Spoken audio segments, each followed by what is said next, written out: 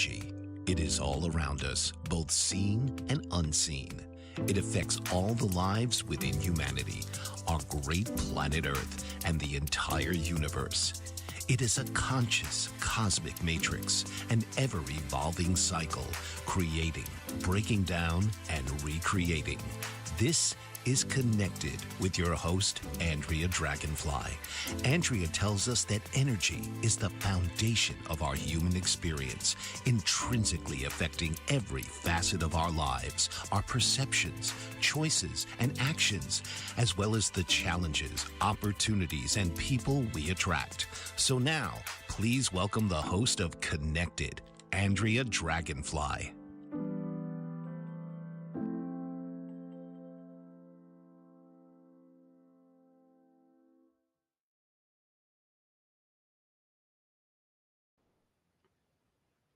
Hey, good people. Welcome. Welcome to another episode of Connected. I'm your host, Andrea Dragonfly. And with this show, it's definitely one episode after the other. And this is a continual kind of conversation, is what I'm calling it. It's definitely a sharing of information. And like anything, you may already have information around this, subject or any of the subjects that I'm talking about. And this is really an invitation to take what is being shared here and add it to what you know. Allow it to expand you. This is the part where we're expanding our consciousness, right? And with any way we learn, we could have 10 different people talking about the same subject, but each person's going to talk about it from a different angle, right? And then even within that, we might not even get it until like that last person, because the way they share it, explain it, or whatever, then it can really land in our energy field. And we could be like, oh yeah, that's how it is. Because sometimes we have to hear it in different ways. So again, this is just a way, an invitation to allow this information to come in, settle into your energy field. And sometimes it takes us a little bit of time to work with it for it to really open us up and say, wow, yeah, that feels really right for me. That's really resonant. And again, all this information is coming from either, ancient wisdoms that is been around since the beginning of our human origins, or even through neuroscience and some of the new sciences that are out there, epidemiology and epigenetics, not epidemiology, but epigenetics and some of the depth psychology and whatnot. And so it's this blend, it's this bridging. And of course, these new sciences are actually proving the old ones. And that's really what it comes down to, because the old theories that the old sciences of, we're going to call them sciences, but the wisdom is very much now just being able to be recorded through science, techniques to say, yes, this is actually, legitimate. We can really start to look into these things. And of course, this has been going on for at least 20 years. So I'm sure this is not new for you. But again, this is a conversation that is based on energy that is all around us. So I've been talking for the last couple of weeks about the hero's journey. And I brought back the conversation of karma. And like anything, I'm going to do a little review and we're going to carry this conversation forward. So we started talking about karmic relationships. And again, there's going to be a series of these conversations for the next few weeks, several weeks even, because we're going to look at karma from these different standpoints. And right now we're looking at intimate partnerships. So when we come into, a love relationship with another person, what are some of these karmic energetics that are playing out? And again, not every single relationship we have is karmic. So we're talking about how do we know when a karmic relationship is really, playing out. And so we're going to take a look at the hero's journey much more in depth in the second segment, but we're going to do a little image of it right now. But really what I want to discuss is the fact that what we're about to get into is we're going to be looking at karmic relationships on a much more deeper level. And I'm going to try to explain to the best of my ability. Now, I'm going to start talking about karmic loops. And I have to honestly say that I haven't done any research on karmic loops other than living them out myself. And I shared at the very beginning of the show, episode 1 even, I gave you a brief story of my life. Of course, it was very simplified, but that I have been on this journey of consciousness for a long time. And it really even came in my third grade, when I was about 8 or 9 years old. And I had this energy come in and said to me, question everything, that what you're being taught is only just a part of the truth, and really like a slice of the truth, that there's so much to the world that's not being exposed. And so it put me on this whole journey of my life.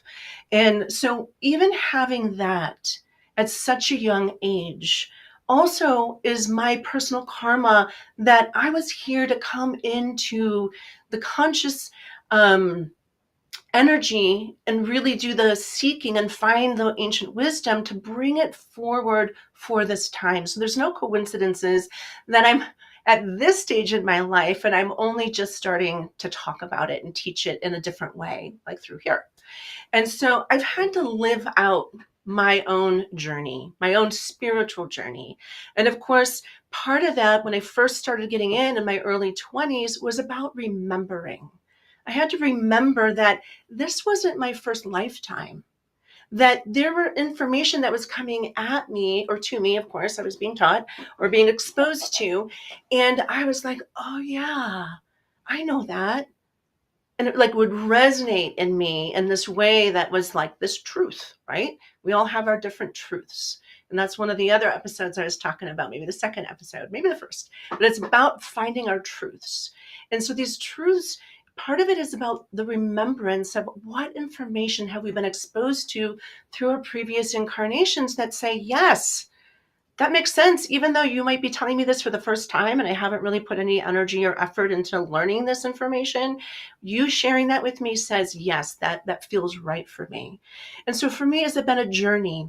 And I'm also going to say that I, within my own astrology chart, and again, I'm not an astrologist, but I have very much been following my chart throughout my lifetime. I should know far more than I do, but I know enough. But my moon, which is about my personal relationships, lives in the 8th house, which is also known the house of karmic relationships. Now, this is through looking at it from a sidereal astrology lens. And so if you're looking at it from more of a Western astrology or a tropical astrology, the 8th house is going to probably represent something different, which it does. So I just want to say that different astrologies are going to talk about each house, and they're going to have different information, but nonetheless, it's all kind of connected, right? And but particularly for me in this lifetime, most of my relationships have been karmic relationships. And with karma, we're looking at how do we clear the karma? How do we find whatever is needed within these karmic relationships, especially if they're pulling on us in a way that makes us feel disempowered? And because I also mentioned in last episode how we have these karmic relationships where we can have our allies, right? So we can find our soul tribe. We can find our people who we've journeyed with in past lifetimes, that when we meet them, we're like, yes, I know you. We have this connection. We have this energetic bond of familiarity and support and love, and like we completely can understand and get each other. We speak the same language, kind of a thing, right? And even if you're, we're speaking a spirit language with each other, is how I'm going to clarify that, right?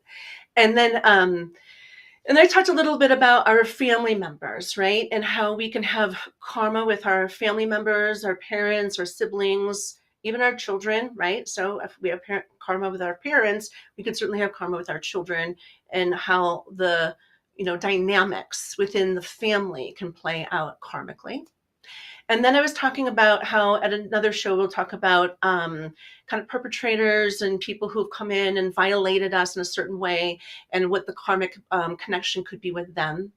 And then I was talking about partners and the significant intimacy relationships that can have significant growth opportunities. Now, every one of them is a growth opportunity. So we can look at when we have a very specific relationship with somebody and we start to meet them and we say, oh my God, there's something here. And I talked a little bit about that, yes, like last week, is that there's this cord that's almost like there's this connection. I talked about how our soul brings us to the people, the places, the events, so that we can go to these places to actually, overcome scenarios that maybe were disempowering in previous lifetimes. And so this is an opportunity. It might bring you to a job with a boss that was very disempowering, dynamic within that relationship.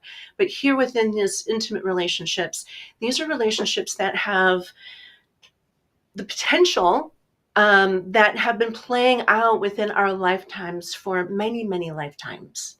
And there's something in that relationship that is incomplete.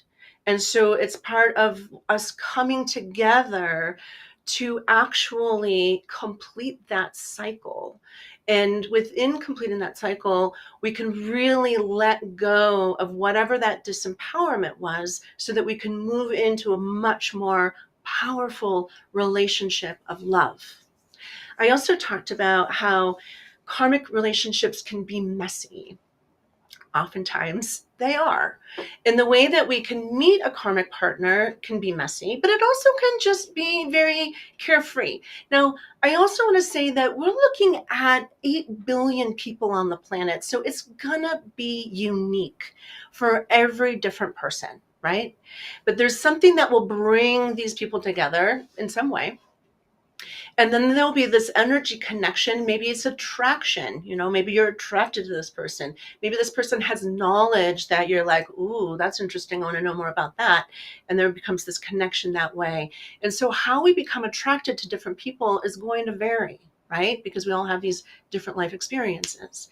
And then also, we can also be in different parts of our lives when we meet these people. And so sometimes we might meet a karmic partner and they'll be like, oh my God, I have this deep, profound, beautiful connection to this person, but I'm married and I have children and I'm raising these children. And so we're just meeting at the wrong time. And it's kind of like, and so there's that longing. And sometimes within those people who have had those interactions, those connections, they know that, okay, I'm loyal, I'm going to stay within my family unit because this is where I am. But there's that longing still that kind of activates. And sometimes in a person's later part of their life, they are wondering, I wonder what that person, let's say that the spouse dies, let's just say, right? And then when that spouse dies, they're thinking back to that person. I wonder what they're doing because I had that connection to them and I can't let that connection go, right? So we're going to dive into a little bit more of that. We are going to take a quick 2-minute break. I'm going to take drink a little water here. And I'll be back to share more about this process and about how I personally have had a couple of different karmic relationships that have brought me to a place where I feel that I have a strong sense of understanding as to how these operate and how we're going to talk about it more thoroughly. So I'll see you back here in 2. What if there were a super tiny device that could diagnose the brain and is smaller than a single human hair? What if you could see inside the brain to help an epilepsy patient during surgery or to help the fight against Parkinson's disease? Dr. Patricia Broderick is proud to announce the Broderick Probe, a biomedical and electronic breakthrough. Imagine a probe to help with the understanding and potential cure of brain-related diseases. To learn more, listen live to the Easy Sense radio show with host Dr. Broderick, Wednesdays 7 p.m. Eastern on the Bold Brave Media Network and TuneIn Radio. And to help support the Broderick Foundation, please go to EasySense.com and learn how, with your help, we can fight these horrific brain disorders. That's EasySense.com to learn more and help support the Broderick Foundation. Author, radio show host and coach, John M. Hawkins, reveals strategies to help gain perspective, build confidence, find clarity, achieve goals. John M. Hawkins' new book, Coached to Greatness, Unlock Your Full Potential with Limitless Growth, published by iUniverse. Hawkins reveals strategies to help readers accomplish more. He believes the book can coach them to greatness. Hawkins says that the best athletes get to the top of their sport with the help of coaches, mentors, and others. He shares guidance that helps readers reflect on what motivates them. We discover and assess their core values, philosophies, and competencies, find settings that allow them to be the most productive, and track their progress towards accomplishing goals. Listen to John Hawkins' My Strategy, Saturdays, 1 p.m. Eastern on the BBM Global Network and TuneIn Radio. Okay, welcome back. So we're looking at karmic relationships, right? And we're looking at how, even when we meet somebody, we recognize something in them, a connection, a bond. And that even, towards the end of a relationship where that union has, for whatever reasons, whether there's divorce or whether there is that person has passed on, that they kind of come back to that place that says, oh, I wonder what that person's doing. And so that is a karmic relationship, because otherwise we wouldn't think about those people, right? We would be like, oh, we had this person in our life, then they go. And when they go, they go. And we let go of that, right? So it's those people that linger in our energy field. Those are the ones that, and it's not just like the next year or 3 years later or 5 years later. It's those ones that like were lingering for 20 years later, right? Like, what was that really all about? So we can look at that type of energy. There's something that connects us. Now, with intimate partnership, when we're meeting somebody for the first time, usually there is kind of an activated energy between the two people. And that energy is like, oof, I want to know more about that person. And so it kind of really brings them together. Now, hopefully in certain scenarios, you're not in a relationship and you can, go ahead and explore that, right? Without any additional karma being made with the other partner that you might be with, right? Because that could also create a karmic scenario with that partner if you left that partner to go be with a different partner. So everything is connected. So we have to recognize this first and foremost. However, there's lessons here. And it's perfectly fine. You could still be married and work out your karma with this other person in a completely different way. That is all possible. And for the most part, you can work out a karmic relationship without that person knowing or anything like that as well. And you can do it all yourself with somebody who might be able to help you, guide you. This is one of the things I do with my services and my Dragonfly Passages as an energy healer and like a karma coach, really, right? So within this, there's many ways that you can work this energy. However, when we have that significant relationship come in, oftentimes it starts off really intense, powerful. This energy is very much kind of bringing you together into this place of almost like this karmic cord attachment. The energy is there already.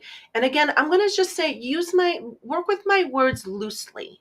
It doesn't mean that we're automatically going to be connecting a cord with each other. We kind of already have that cord. It's the karmic cord that lives within our energy field, our etheric energy imprints that is bringing us to each other. So it's kind of comes in and it locks in and it's like activated, right? And in the beginning of that relationship, it could be very good. It could be very exciting and passionate and all the things that we want in a relationship, right? And then something begins to shift. And that shift can be many different things. We can think about every human being and all the different possible scenarios. But the shift is going to be something that leaves one of the partners into a place of disempowerment. So then there becomes an inequality in the relationship. some sort of dynamic that is no longer we are equals coming together in this union of equality and honoring and respecting exactly who we are and loving each other for it, then there becomes some sort of power differential. There's some sort of power kind of play that begins to develop. And then we can also look at these through it can show up in some of the different energy bodies. It could be like a physical. So there's definitely those groups of people out there that are in these relationships that could be very physically unhealthy, physically abusive, violent, sexually abusive even, right? But in that intimate relationship. And of course, it doesn't start off that way, but it at some point begins to enter into that realm, that domain. It could also be something that is emotional, right? And so where there's some sort of emotional, we could call it abuse, but really it's where that person's not being validated, they're not being acknowledged, they're not being seen, all the areas within that the emotions that a person is left feeling, upset, and definitely in that place of disempowered and not being able to be met emotionally. Then we also have the mental. So somebody who might begin to try to, plant different ideas into somebody's mind, somebody who's making somebody have to question themselves, projecting their own stuff onto that person, gaslighting. So there's these different things in psychology that we could talk about, that are, examples of this. And they show up in this kind of relationship in this very kind of disempowering way. You're no longer meeting each other in this powerful, amazing, beautiful union. Now, I'm also going to say that those do happen as well. Those are different kinds of karmic relationships where we've been finding and looking for that, our perfect match, and they do exist. It takes a little time for us to get there, though, and that's a whole nother conversation. But we will talk about that maybe even next week, right? And so here I'm just looking at how there's something that needs to be learned. Now, it doesn't even have to be severe. It just means there's a disconnect. There's where you're in your relationship and you're like, there's just something not right here. There's just something that is preventing us from having that joyful, beautiful, peace, loving relationship that I know is possible that other people have, right? Who don't have this dynamic in their relationship. And so it begins the journey. So we were talking about the hero's journey. And then after next break, we're going to take a look at that again, because this is where we start to realize, okay, this is our first trials, our first tests. And I also want to come back because I know people, and especially without my life and just all the different services I've, throughout my career, my professional career, like there are people who are very much entangled into these very dysfunctional, very harsh karmic relationships. And the one thing I want to say about this is that there is, people do things for their reasons and their reasons only, and we don't get to know what those reasons are. That there is, way back, I believe in the second show, I talked about there's things that we know, and then there's what we don't know, and then there's what we don't know that we don't know. So oftentimes people can see their children have these relationships and they could be like, oh my God, I know it's an unhealthy relationship. I don't want my child to be with this person. I can see how it's, kind of creating an energy toll on them, the conflict, the challenge, because ultimately, if the energy is not fully aligned in the good and of forward growth and beauty, then it's going to wear at least one of the partners down, and the other partner is kind of like taking the energy from that person. So when the energy shifts and there becomes this, kind of like a power struggle. And then there's this power differentiation. One person might step into the role of having more power than the other. And it can oftentimes, we think about it as the masculine, the man to the woman, but oftentimes it can be the woman to the man too. So it's not, of course, everything's happening in this world. And of course, we have same-sex relationships too. And so it can be one partner over the other. So it doesn't matter where we are. It just matters there's this energy shift that begins to happen. And then there's some unhealthy behaviors that start to show themselves within that. Now, within the hero's journey, what we're going to look at again after next commercial, is that we begin to recognize that there's something not right here, that we're kind of coming into our first trial, our first test, and we're recognizing, okay, what's going on here? It was so powerful. It was great. I know that there's this, bond between us, and sometimes it's unexplainable. So it's talking about how there's, what we know, what we don't know, and what we don't know that we don't know, is that there's this energy that even the partners don't even know that's playing behind the scenes. And it's karmic. And so they're at the beginning of figuring it out.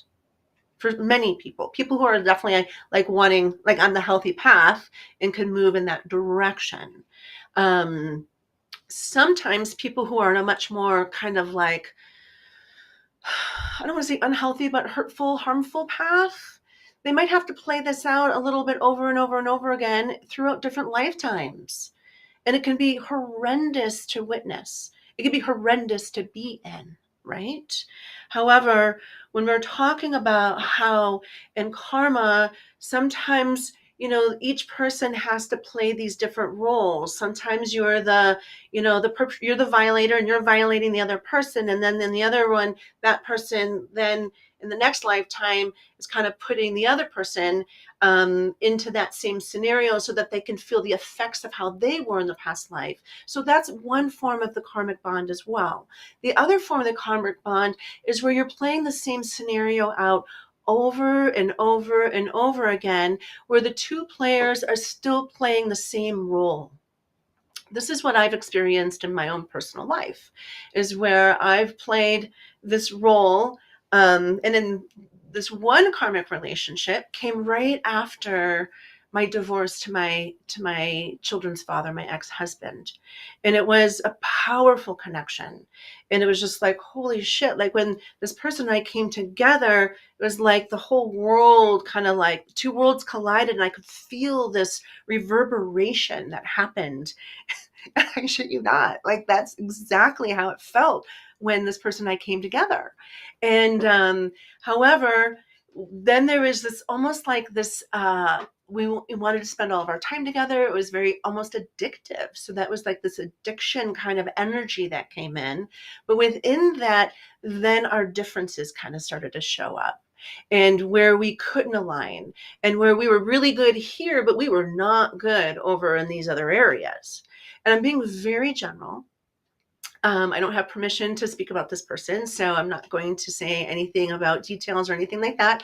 However, but what is recognized is that, okay, there's something so powerful here, but we're not working well in any of these ways. And so, what is that? So this becomes that part where we go inside and we start to look at, well, why am I so connected to this person? Why can I not get enough of this person? Why can't we get along? Why can't we get along in these areas? Why can't, and so the questions start coming in, and you're just kind of like looking at, the dynamic. And then you're like, at a certain point, there's this part where you are, going through the journey of really trying to rack your brain, talking to people, maybe even getting some assistance, of course, as a spiritual person, I'm going to my teachers. I'm saying, well, why do I have this relationship? It doesn't make any sense. We're not aligned. We're not even similar. We're very different. And of course, I come from this world of, how I see the world and my life experience. And this person comes from this world, and they're very different. But I can't seem to let this person go. Matter of fact, not only can I not let this person go, but I feel like I almost have an addiction to this person, right? And that addiction, like anything, is an unhealthy behavior. So what are the behaviors that are coming up? We smoked a lot of pot, we drank a lot of alcohol, like we did all these things, which was not always great on the path of spirituality, but some of these more destructive things. And then of course in this relationship, the sex was powerful, so powerful. And so it was all these different things that were playing out that was like, okay, wait a minute. We got all of this, but we have to do something different. And I can't see that we will ever come together. I can't see that we could ever really truly be in a relationship. We're too different. So even so, let's break this off. And you go your way, I go my way. And let's do the best that we can. So you come into that place where you can rationalize it, you can understand. And then you go ahead and you try to break up. And then you break up and they go that way and you go your separate way, but that energy cord is like pulling on you like this tug of war rope over the moat, right? So we're going to take a quick break, and when we get back, we're going to dive back into that part of the journey. So I'll see you back here in 2. Did you know that your beliefs create your entire reality, but it's the subconscious beliefs that do most of the creating? Belief shifter and life coach Shiraz can help you identify those limiting beliefs and eliminate them, often in a single session. Like it was almost instant, like I had relief right away. Creating better health, relationships, careers, and finances. Let Shiraz help you step out of safety and into awareness. Definitely something's happening. It's like a flow inside. Yeah, it feels good. Whether in person or online, Shiraz provides personal coaching, belief shifting. Visit Shiraz at energeticmagic.com or call 416-529-7429. Energetic Magic on the BBM Global Network, Tuesdays at 7 p.m. Eastern. Find your greater happiness. Be well. Be aware. Be magical.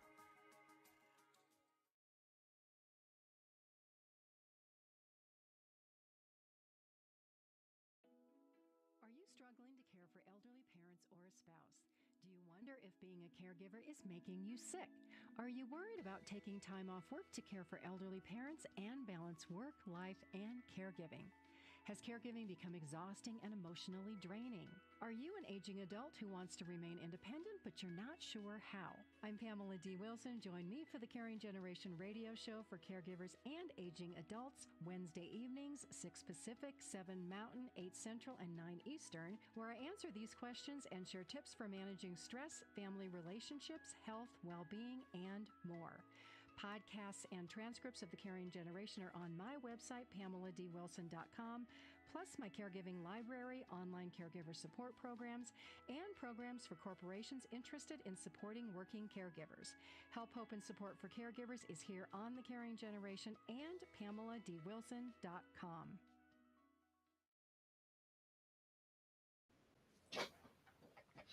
Hi, welcome back. So we're going to do some image stuff here. So I got one of my engineers playing with images too. So we're going to pull up the hero's journey image that I've been working with over the last couple of weeks. And we're going to look at how this relationship actually, what was needed to happen in these karmic relationships.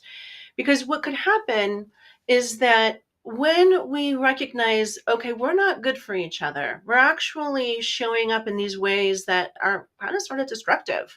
And this is that shadow. This is where the shadow comes in, because we're trying to fight for who we are. We're trying to be seen. We're trying to be heard. We're trying to be known, understood. But for whatever reason, that energetic dynamic, that relationship dynamic, is not letting that full experience to be actualized, right? There's something there. And it's like, okay, we don't know what that is, So this is like having to live through this process.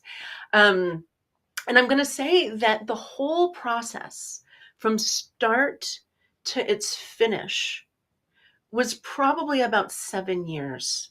And that was for me. But that was with me, with spiritual teachers, having to go through it. I called this the dark night of my soul. I called it walking with the devil, because there were parts of me that were coming up that I, first of all, never knew, my shadow self. These parts of me that I didn't acknowledge or believe lived in me until I had this person come into my life to show me how that was activated in me and how it came out. So, of course, it's surprising, it's shocking. It's not anything that we are proud of. It's oftentimes something that we're like, oh shit, if you knew me during that dark time of my life, I'm so sorry, right? But again, this is the part that grows us. This is the part that can really exalt us into a whole nother being when we go through the process. And because I had an incredible team guiding me, an energy team of benevolent beings, as well as beautiful teachers, I was able to go through this and complete my first, what I'm going to call a karmic loop. Because the karma between me and this person was old, thousands of years old. And every relationship that, I can't say every single relationship, I don't have the answer to that, because it wasn't every single relationship with her, because I have another karmic relationship with another person, and I've had other karmic relationships with different people. So not every single relationship is going to have the same person in it over and over and over again, but we will have several. And so I had asked a colleague of mine at the time to do a tracking. And this is one of the things that we do, is like, track this relationship. What do you see? And this person had said that she probably tracked it about 2,000 years ago, and about how there was this very strong love bond, like true love, innocent love, that the two of us had come together. I was in the masculine, this person was in the feminine, and together we had created this love child. And the love child was, of course, the most loved and like the most special being, right?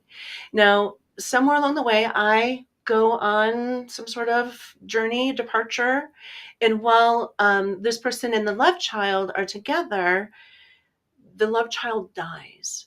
And in that love, in that process, of course, this partner of mine took on the blame, took on the responsibility, took on like the devastation, and that, of course, really kind of like hindered their desire for living, the fact that they, had this child and couldn't take care of it. Now, this is just the story. This is just what was tracked in this very first original wound. And so this is this part where we are, we're looking at, what is the bigger picture of why do we have this energy that's playing out? And so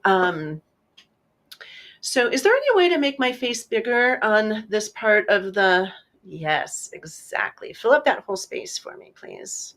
We're exploring with the technology here. So when I return from the journey and the love child has died, there's this incredible like anger towards this person, who I then, create, this relationship that I can't forgive you. I can't love you. I can't forgive you. I can't be with you. Like, it breaks us apart. And of course, that person holds this incredible amount of guilt. And so these are energetics that were playing out in this lifetime when we were together, but had no idea that those same energetics, and that my partner at the time also was very much in this place of wanting to devote their life to children, also had different like levels of, just pain within like suicide ideation at different parts of their life. It doesn't mean that that's what that was, but there is this part of them of guilt and whatnot that they had carried through in these different lifetimes that were not energetically aligned. And of course, within my own energy, not fully accepting this person to be my partner. And so there's this dynamic playing out. And that dynamic played out for like a couple of years where we were together. And then after that, we're like, okay, we can't be together. No way. Done. But then it took 5 years of working with that karmic energy cord. And there was a lot of pain in that. There was a lot of shadow. There was a lot of my worst aspects of myself coming out in ways that I never knew lived in me. Same with that person as well. And so in that, so this is where we're really deep within that shadow. And so we're looking at it even in the chart. We're looking at this whole like we hit that first threshold, the crossing in. We recognize that we're not good for each other. There's this dynamic that's playing out, right? And then there is this whole other part that is where we are kind of in the underworld. So it says finding love in the underworld under the where it says the sacred marriage and meeting the shadow self, right? And so again, this is a chart that is actually talking about many different books, and that's in the corner, and that's on my website under my media tools. And there's multiple books there where you could go and learn about the hero's journey. So this chart is just the author's chart taking multiple different the hero journey stories and putting it together. So, but this is where you're going in and you're really meeting your shadow self, recognizing, holy crap, who the hell am I in my shadow? This is ugly. I don't want anybody to know this about me, but we have to get real with ourselves, and so this person was really bringing this out and bringing it out in a way that, sometimes, the only way out is through. So it's about going through the ugliest part of myself to really know, who am I in my ugliest part of myself? I've had a pretty good life in this lifetime. I haven't had a lot of trauma. I haven't had abuse. I haven't had things that would really activate my shadow, but I have had a lot of lifetimes. And so within that, those lifetimes were actually kind of coming up and out of me, and coming up and to not even know how fierce I could really be in some of that. So I'm getting a good look at it, because when we have karma, the original wound, the pain, the suffering, the heart, break that happens in the original wound, the original karmic bonding of that person, then also carries through each lifetime. Now, what also happens is something called a soul loss. And I'm going to talk about soul loss a little bit here.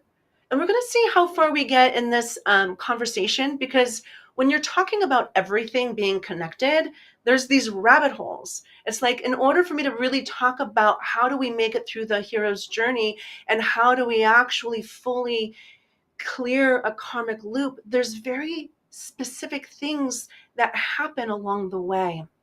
And I can't not really give you a clear idea until I talk about them. But again, they're like rabbit holes. I'm going to go down a rabbit hole, which is going to open up to other areas, because soul loss can happen in many different scenarios of our lives. And it's not just within intimate partnership and a karmic bond like this, right? It can happen. So here's where I'm going to start to kind of introduce soul loss. I've probably introduced it before, but I'm going to introduce it again, and then there will be another show on soul loss again. But soul loss can happen in many ways. Soul loss can happen where something happens between two people. It could be a violator, perpetrator takes something from you, your innocence, sexual abuse with a child. It could be a person's empowerment, a person's power, a person's strength. So there's many things. It can also be a person gives part of themselves to another person. Like when my beloved sister died, who was only a year and a half older than I, she and I were incredibly, incredibly tight. We're very, very connected. And she and I have a karmic relationship. So she gave her a piece of she gave me a piece of her, and I gave her a piece of me when she died through the death process. So that's another way that can happen. And then another way that karma, and I'm sorry, not karma, but soul loss can happen is through the process of even a car accident, falling off a horse, being in a boating accident, anything traumatic where fear is so powerful that there's a part of our soul that goes into hiding. And so within a soul loss, because there can happen many different ways, and I'm just giving you kind of an idea, the powerful part of ourself becomes like kind of goes offline. So if we're like this energy board and we're like the circuit board and we have all these lights, and all these lights are these different characteristics of our personality.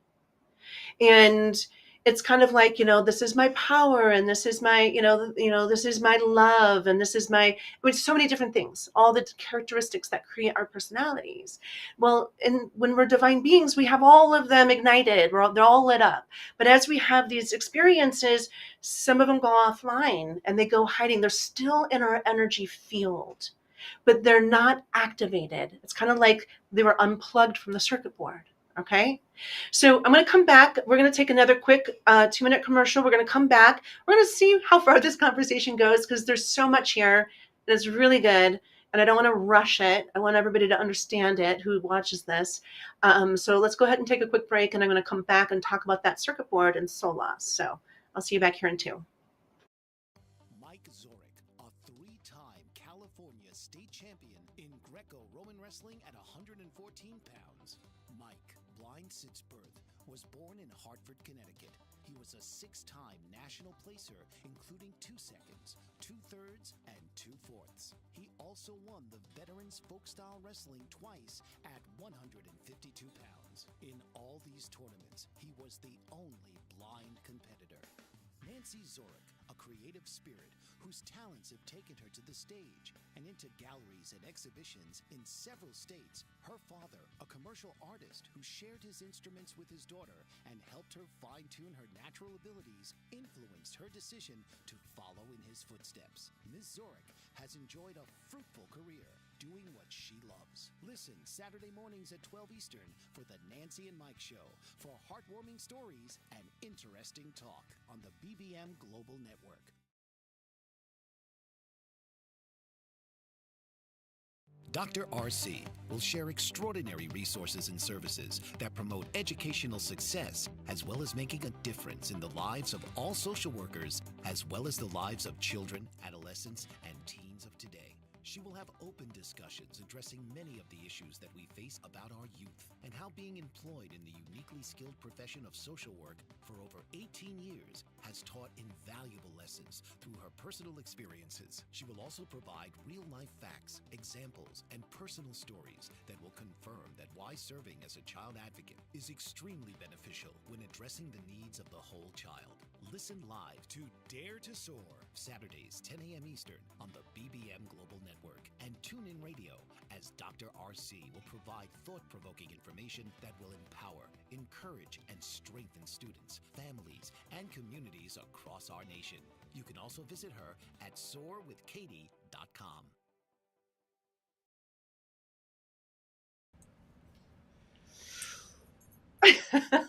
Welcome back. Oh, can you make my picture a little bigger?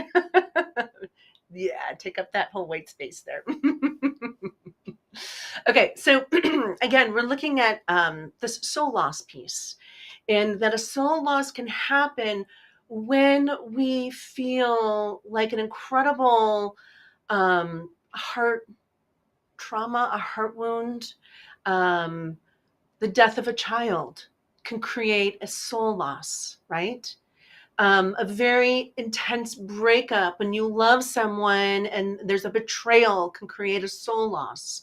Like soul losses can happen in these very powerful moments where we feel incredibly, I don't want to say traumatized, but there's this incredible pain and suffering that comes from it, right? So that part of us that is fully alive and fully activated and fully whole and knows love kind of gets turned off, and it goes into this hidden place. And within the shamanic realm, they talk about how it kind of goes into like this lower world, this lower chamber where we can actually go and retrieve these parts of ourselves. And that's one of the things that I do is I do soul retrievals. And it's a big part of the work that I do. And because we have all had something at some point in our lives, and if we haven't recognized it now, because I know there's people from all ages that watch this, that there will be something in your future that you'll be like, oh, there's something here. And this is where we start to be in a relationship, but we're not fully functioning in that relationship with our power. Or maybe we can't fully get the love we want because within that soul loss, usually what happens is there is like this declaration on an energetic level that said, I will never love again. And when we make that declaration on that level, every relationship that follows in every incarnation means that you'll get into these relationships with these people, but you'll never truly love in the same way you knew love to be way back in that original relationship when your heart got broken. Right. So there, and there's a lot of nuances here. So I'm giving you some very generalized ideas, but then we struggle in these relationships because we're not fully intact. All of our lights aren't lit up. There's parts of our power, our empowerment, our love, our kindness, our generosity, because in that moment we make a declaration. We're making a declaration that is about being disempowered, and it's actually a protective mechanism. It's like, I'll never love again. And we want to wrap ourselves with this blanket that says, protect me from love because love hurts too much. Right? Protect me. And so other scenarios of soul loss can be like, people standing in their power. And it's like, I can't be effective. I can't stand in my power because I'm always, beaten down or abused or something when a person tries to stand in their power, whatever. But all of this is being tracked through these different lifetimes. So when we come into these relationships, there's something that's still not quite right. We're not in our full power. There's something there. And when we meet these karmic relationships, they are the key to helping understand what that is. And so here in the image here, there's the ordeal. Right? So after we look at meeting the shadow, we go to the ordeal. This is the dismemberment. This is the wandering. This is the harrowing of the soul. This is the place that's like, okay, well, what is it in me? We always want to point the finger at somebody else. It's you. Well, karmic relationships are mirrors. They're mirroring something within, their behavior is mirroring something that's incredibly important for us to know within ourselves. So if a person is let's say they take the dominant role and they are kind of like more of the abusive one, and when I say abusive, it could be verbal, it could be mental, right? It could be emotional, it could be physical. They're showing back to us, they're mirroring us. Where are we weakened? Where are we not standing up to them in our full strength? Where are we not fully engaging? And that is part of like the key. It's kind of the mystery. It's like, oh, there's something there. Now, it's never very easily identifiable. It's very complex and it's nuanced. And so we have to kind of dig in there and kind of flush certain things out because people are still empowered. People still have power. There's just this energy leak. There's just something there. So I don't want to try to sound like, oh, it's black and white. It's never black and white. It's very complicated, complex, nuanced in many different ways. I mean, everybody's going to be different. Everybody's going to have a different level or layer or shift of it, right? A different, shade of it. So it's really about working with the individual, working with oneself, working to see, well, where have I been disempowered?